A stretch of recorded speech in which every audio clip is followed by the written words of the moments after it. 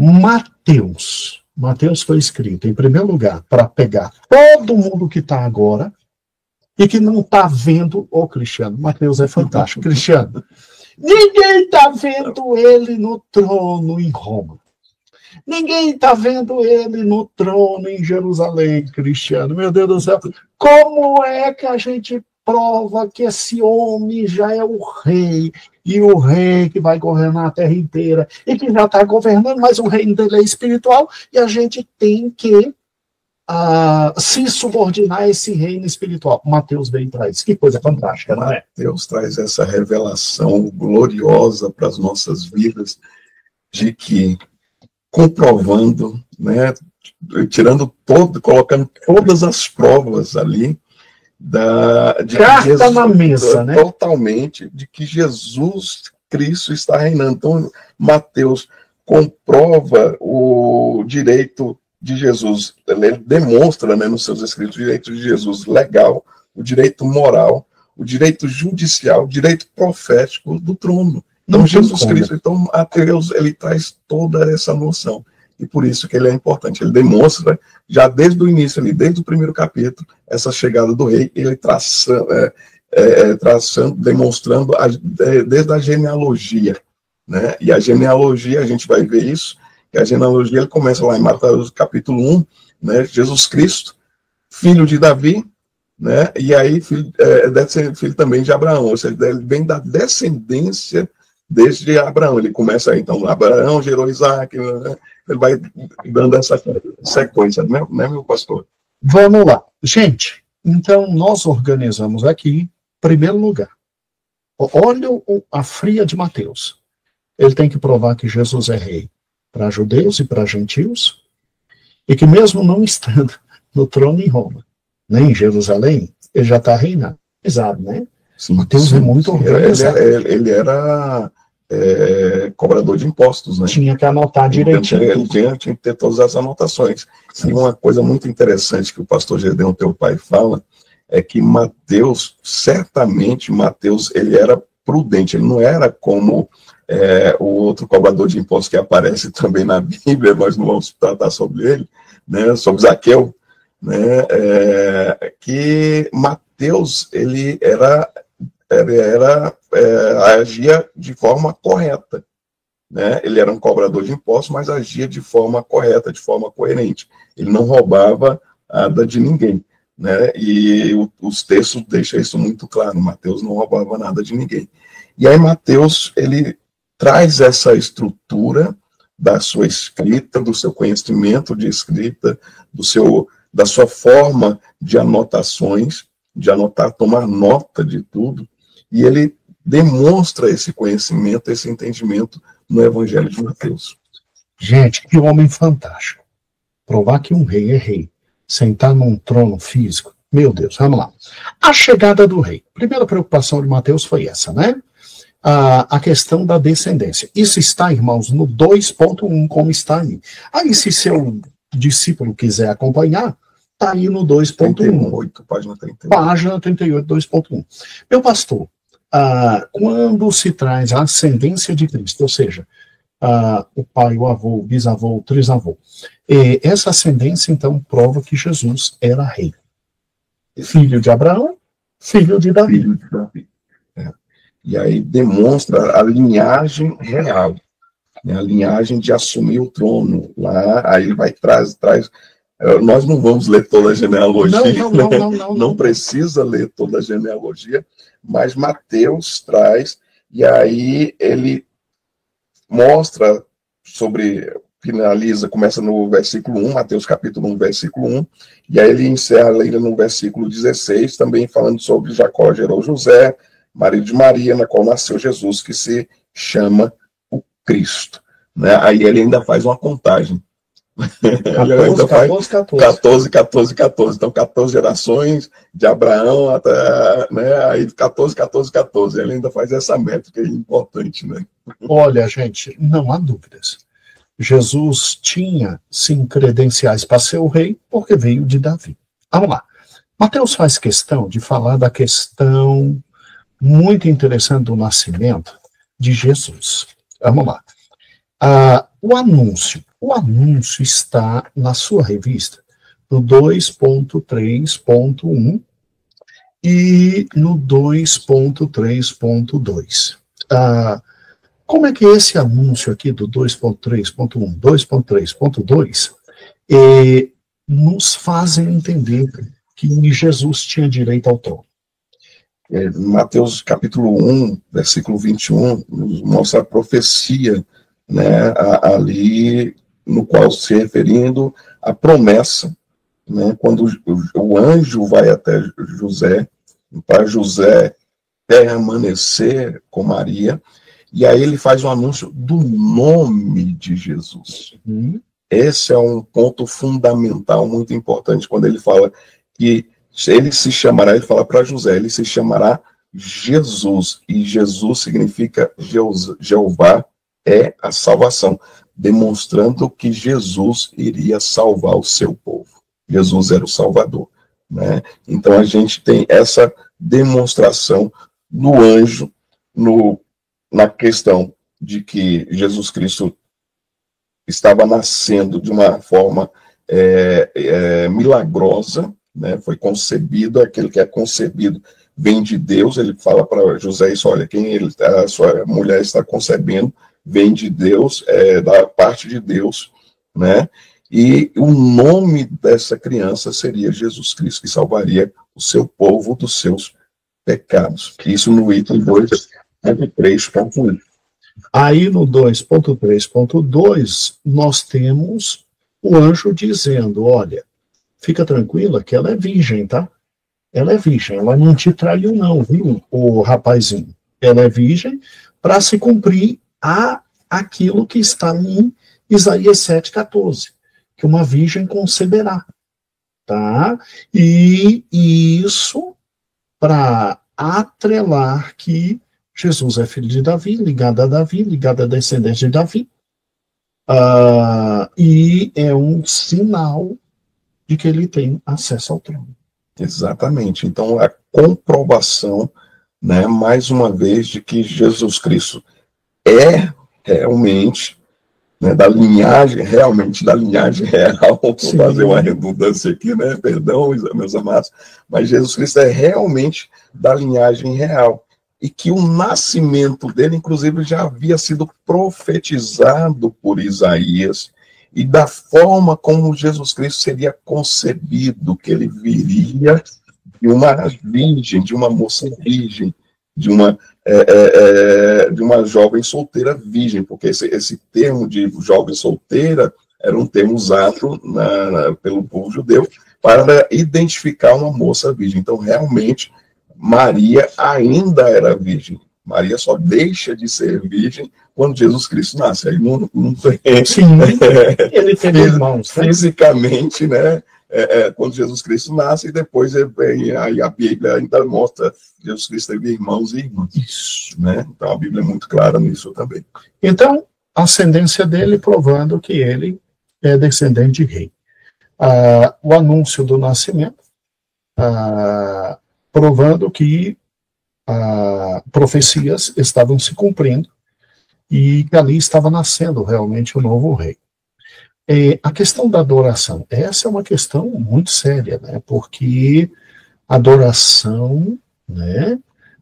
Nós temos o 2.3.3 e o 2.3.4, que se refere à questão dos sábios, né? Dos sábios. Meu pastor,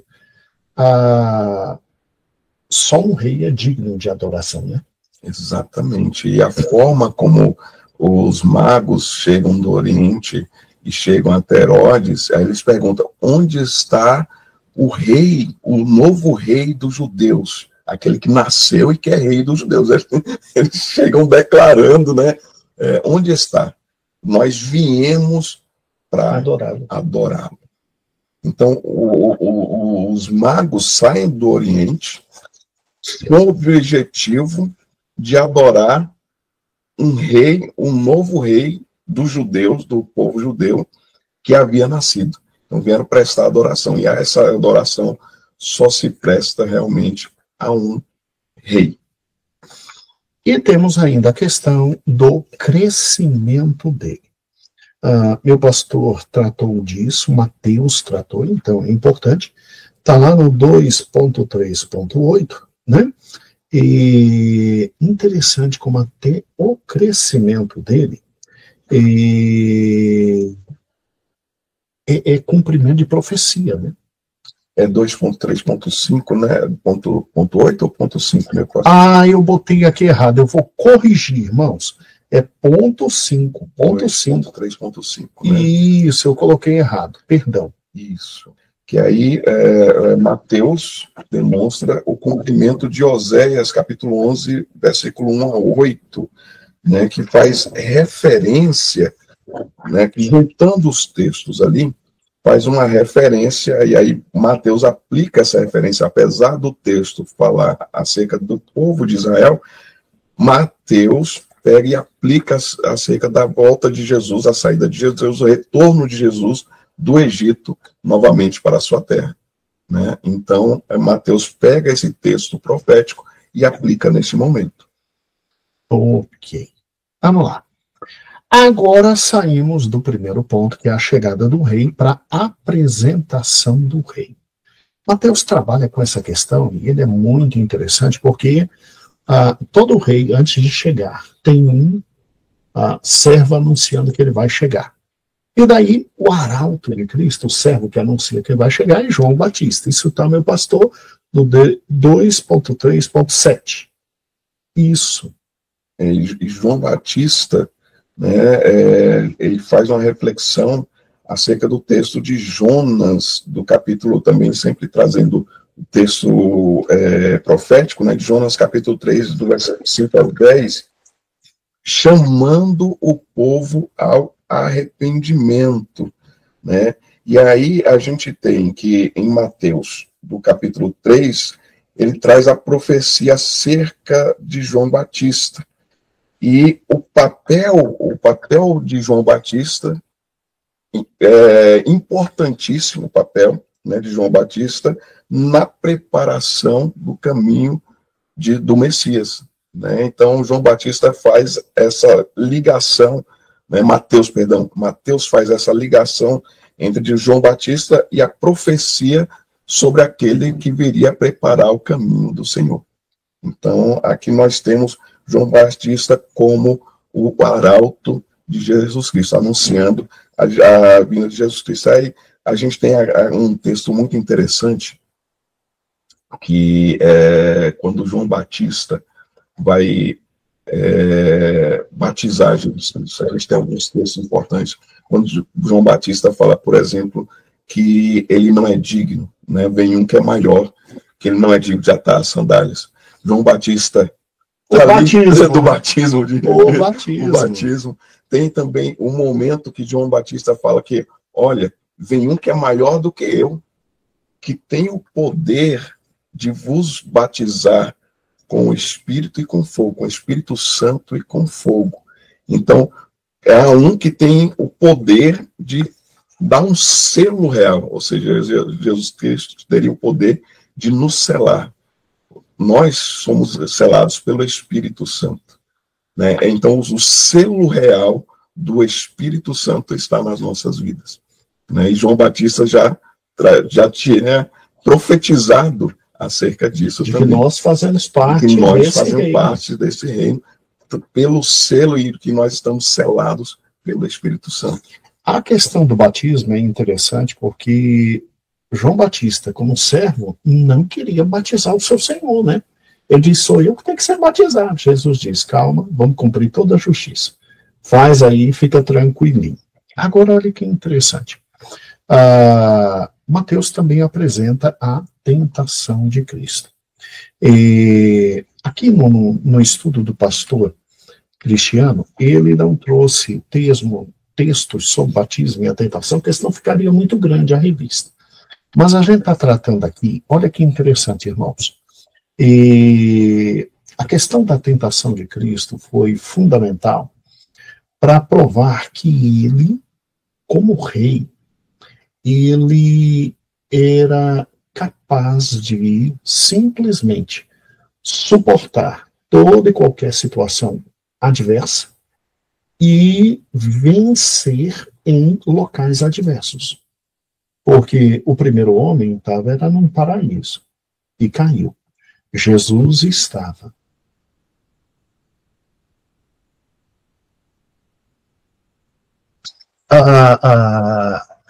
tem outros aspectos teológicos, mas a tentação foi um momento importantíssimo, porque ele, como rei, estava no momento de intimidade com o Pai.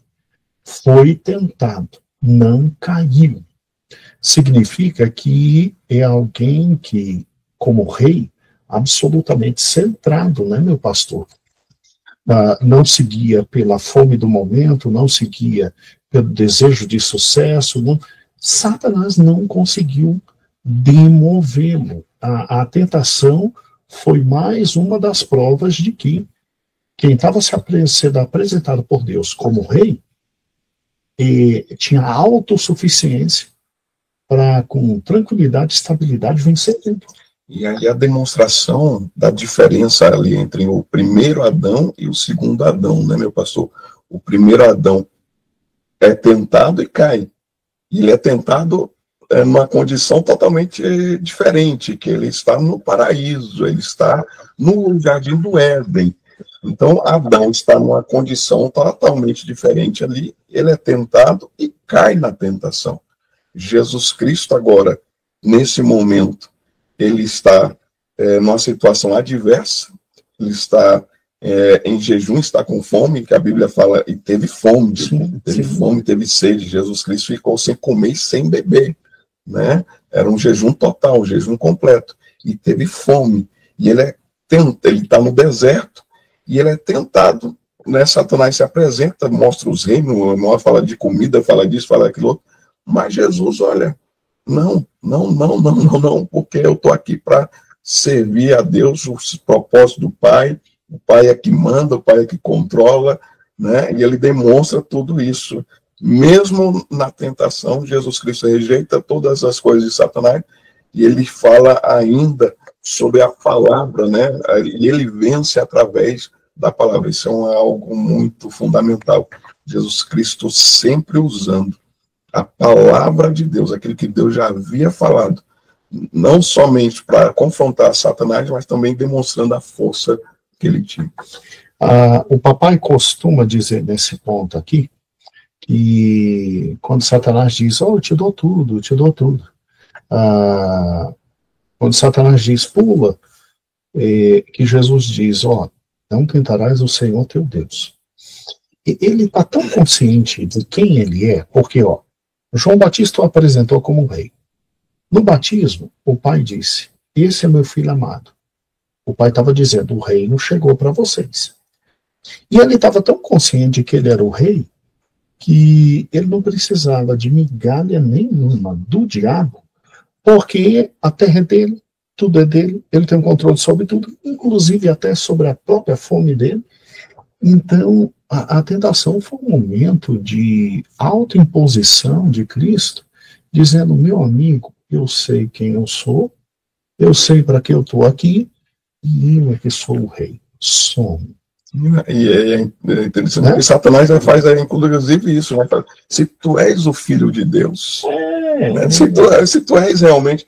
Jesus Cristo simplesmente valeu, eu não tenho dúvida nenhuma de quem eu sou, né, meu pastor? Jesus Cristo demonstra que ele não tinha dúvida nenhuma de quem ele era e do papel que ele tinha para cumprir. Exato. Vamos lá. Mateus deixa muito claro isso. E a questão da sua investidura, né? Irmãos, quando a gente fala investidura, é o seguinte, rapidamente.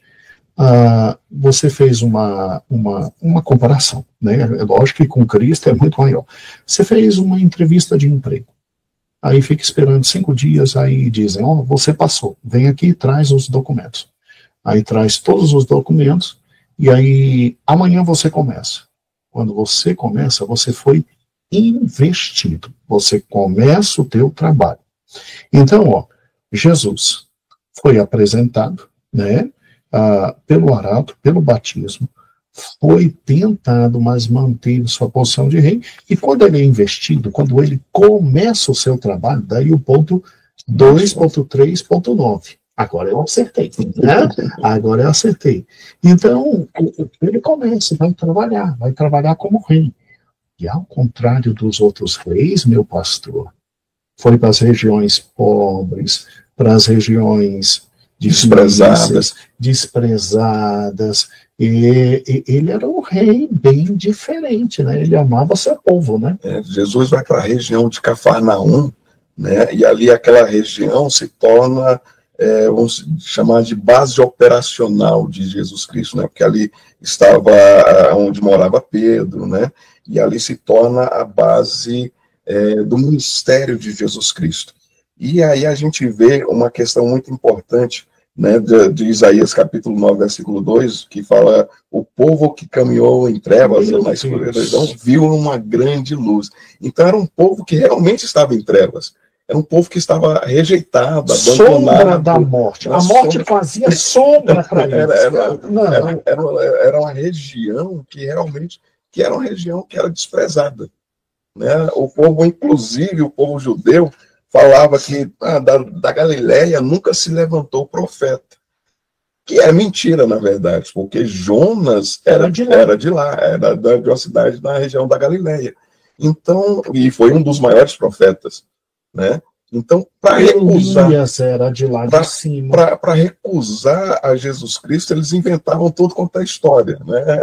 A gente não vai inventar, né? Hoje em dia que a gente vê de histórias inventadas, né, e se tornando verdade, é terrível, né, meu pastor? Então, isso já acontecia na época de Jesus Cristo. Então, Jesus Cristo vai para essa região que estava em trevas, vê a grande luz de Jesus, é alcançada, porque Jesus Cristo falava isso também, que o ministério dele era para os doentes. O ministério dele era para os doentes, era para quem estava enfermo. E ali era um local realmente que era desprezado, era um local que ninguém gostava, falava mal, né? E Jesus Cristo vai para ali se apresentar como rei, demonstrar o seu reino, oferecer o seu reino. Gente, é uma coisa linda, né?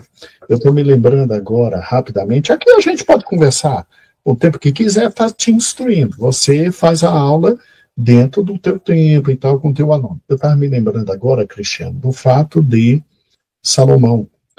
Salomão, o maior dos filhos de Davi, até Jesus chegar, né? Jesus chegou, ninguém é maior daquilo. Mas Salomão foi o ápice de reino, de glória, de tudo. Meu pastor, você se lembra que Salomão fez um contrato com Irão, o rei de Tiro, né? E ele disse o seguinte: manda aí as riquezas para eu construir aqui a minha casa, o templo, e eu vou te pagar com ouro. E Salomão pagou com 10 cidades do norte de Israel, as cidades mais porcariazinha ali, nessa região para onde Jesus foi. E Irão ficou revoltado. Irão disse: tu tá me pagando com cidade pobre, com sobras, nada, né? Com sobra. Pois é, Jesus vai nesses locais pequenos. A Bíblia diz que ele percorria toda a região. E ele começa a trabalhar como rei, indo, cuidando do povo, abençoando o povo, falando com o povo, dizendo o que tem que ser, o que não tem que ser. Era extraordinário. Gente, Mateus é simplesmente fantástico. Mas tá bom. Vamos aqui, que senão a gente não anda. Leis do reino. Ele, como rei, estabeleceu suas leis, né? E aí nós temos o 2.2, né, meu pastor? Leis do reino. Ou seja, você chegou a falar algo que é muito importante. Jesus, inclusive, foi maior do que Moisés, mas Moisés tinha dito que viria alguém maior do que ele, não é? Já tinha sido anunciado, né? Mas o povo ainda assim, era uma época que o povo judeu, eles tinham Moisés como uma referência. Sim. Né? E eles reverenciavam Moisés. Né? E aí Jesus Cristo, é interessante a forma como Jesus Cristo chega, e lá no capítulo 5, né, do versículo 17 a 48, Jesus Cristo chega e fala, olha, eu não vim negligenciar ou rejeitar, eu não vim destruir nem a lei, nem os profetas. Eu vim para cumprir. Mas logo em seguida, Jesus Cristo começa a dizer, olha, ouviste o que foi dito, eu porém vos digo. Ou seja, Jesus Cristo modifica. Foi dito isso. Na lei, só quem é rei pode fazer isso, meu pastor. Só quem é rei pode fazer isso. Aí a gente tem um texto de Hebreus muito, muito bom, em Hebreus capítulo 3, que pega exatamente essa questão de Moisés e Jesus Cristo. E aí algo que o senhor apresentou uns dias atrás, uma sexta-feira, sobre a questão do direito, né? Sobre direito de propriedade, sobre direito de posse, sobre direito de uso. O senhor trouxe na versão jurídica, né? No juridiquês, como dizem, né? Mas era basicamente sobre isso.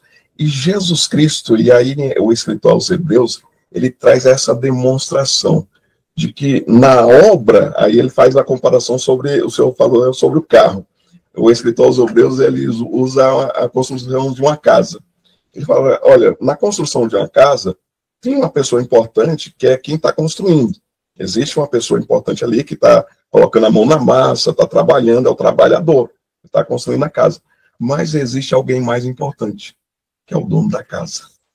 O dono da casa é mais importante. Então, Jesus Cristo, nesse direito da propriedade, né, como Jesus Cristo, como rei, aí falou, olha, a lei, ninguém pode... Ele fala, inclusive, olha, quem mudar qualquer questão, quem acrescentar ou tirar qualquer questão daqui, é réu de juízo.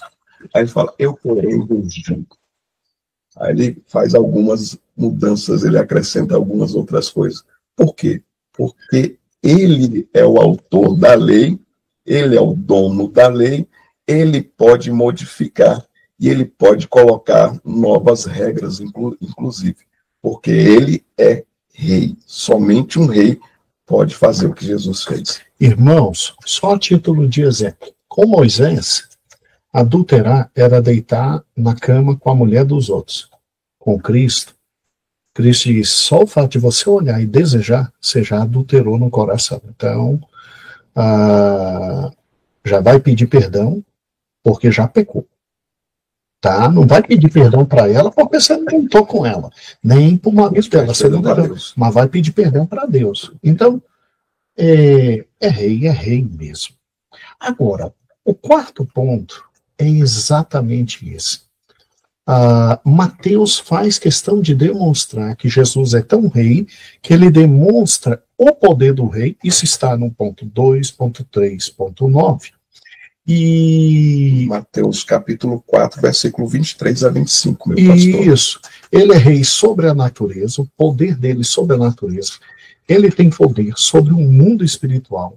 Ele tem poder sobre as doenças. Ele tem poder sobre a humanidade. É poder demais, né?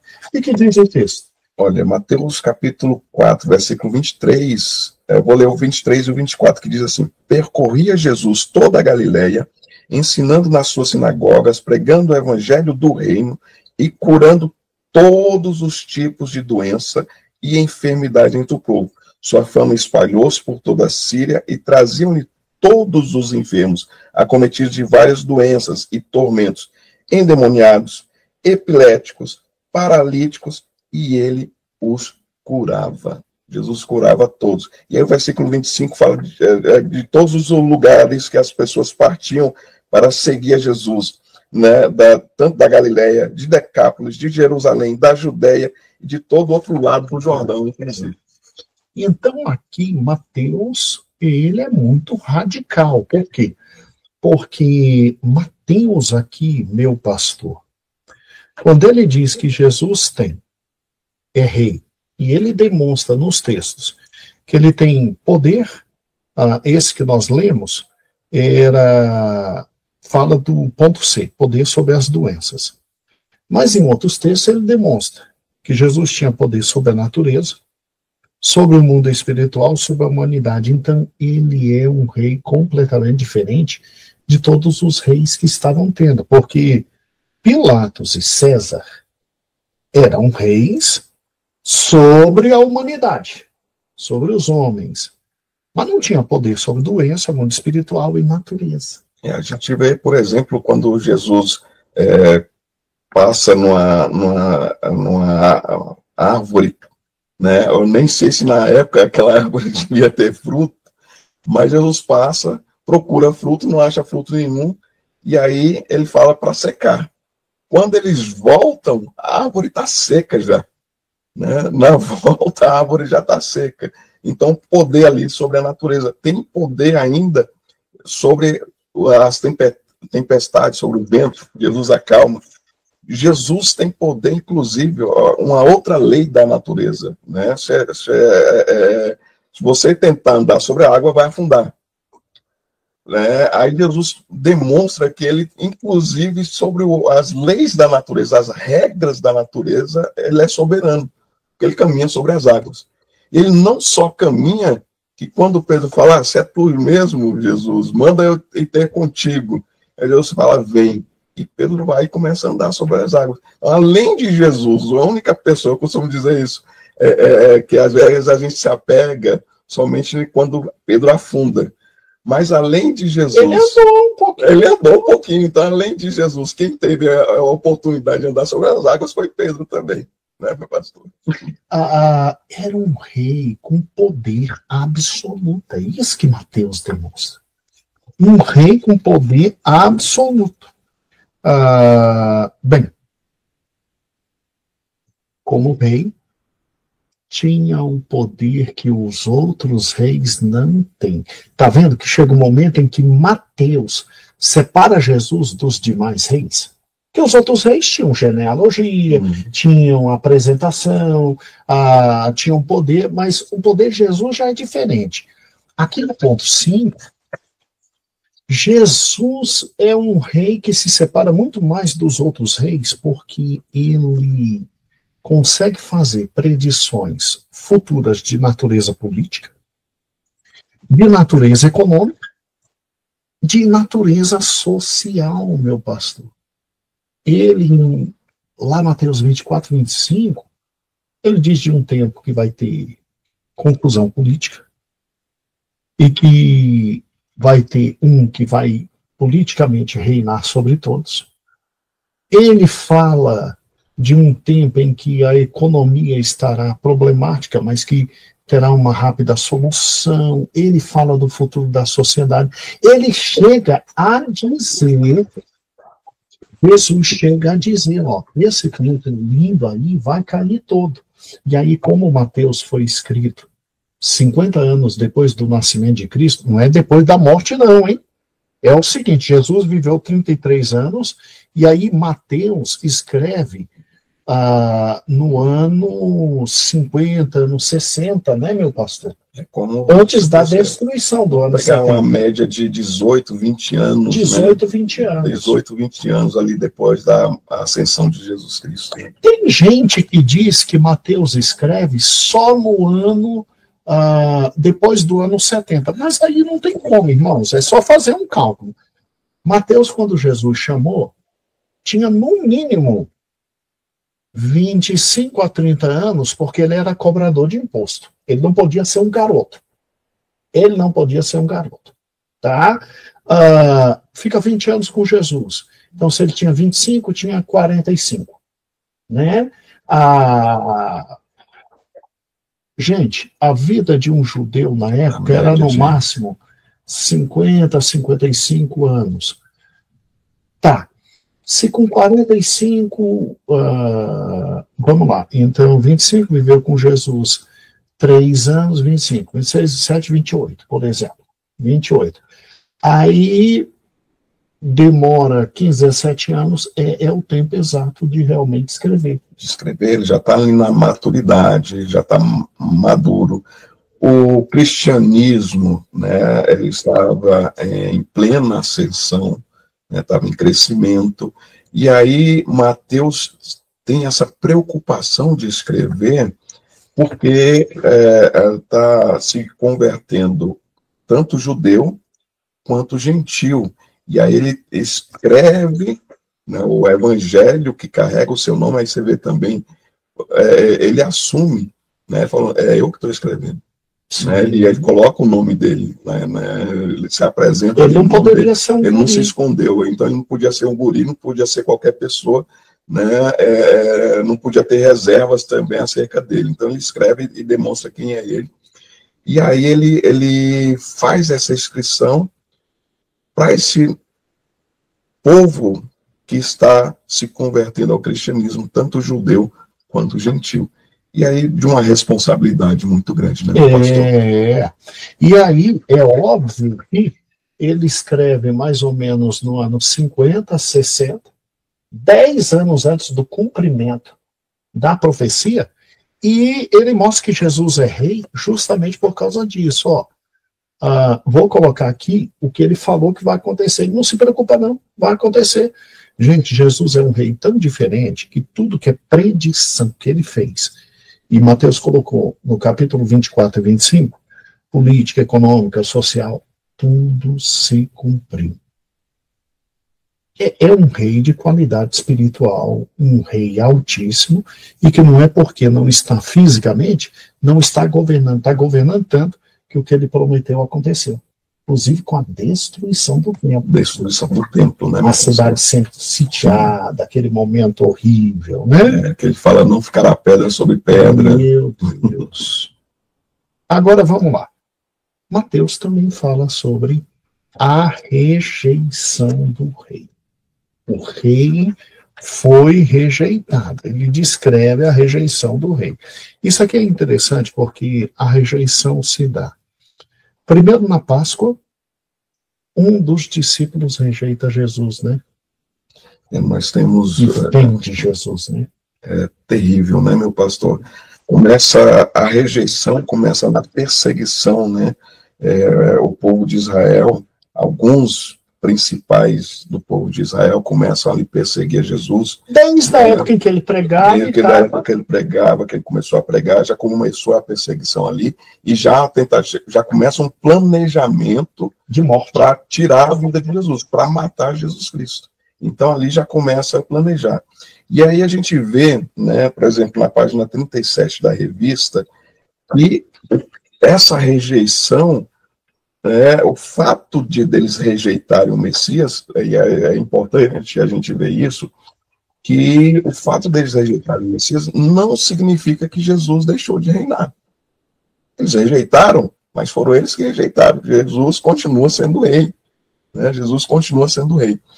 Mas o fato deles terem rejeitado, o povo de Israel leva essa culpa, esse pecado sobre eles, até que Jesus volte na segunda vinda, né, para poder redimir, porque eles vão precisar de ser redimidos. E eles mesmos vão aclamar Jesus Cristo como sendo o Messias, vão reconhecer, vão aclamar Jesus Cristo. Mas essa rejeição resulta em uma outra questão muito importante para nós, porque a rejeição, foi a partir da rejeição que se inicia também, se é oferecido, é estendido, o plano de salvação é estendido para todas as nações, para alcançar todas as vidas, como nós já falamos anteriormente. Irmãos, olha que coisa. Então, eu botei aqui Páscoa, mas o início da rejeição já foi bem antes, desde a época, né? Quando ele começa a pregar. Na Páscoa, ele tem a rejeição interna, um dos seus discípulos, ele tem a traição, então, e aí vem os julgamentos. A rejeição, se o pastor quiser, o texto de Mateus é Mateus 12, a partir do versículo 14, né, que quando eles começam a tramar, os principais ali do povo de Israel, começam a tramar a morte de Jesus Cristo. Ali já rejeitaram. Isso é fantástico, sabe por quê? Porque Mateus não tem medo. Se Mateus estivesse mentindo, ele contaria a história só do lado positivo. Ele não falaria de rejeição. Né? Ele não falaria da Páscoa, da traição. E todo reinado tem esse tipo de desgaste. Os julgamentos, Mateus deixou bem claro, o julgamento feito ali perante o sumo sacerdote, o julgamento perante o Sinédrio, perante Pilatos, né? E isso é mais uma prova do reinado de Cristo, porque o reino de Cristo, ele não foi aceito pelo reino humano, tanto é que foi julgado, teve a rejeição. Engraçado que o que mais me chama a atenção é que, mesmo tendo a rejeição, Jesus não se demoveu do propósito dele. Sim. Independente da rejeição, independente dos julgamentos, porque agora vem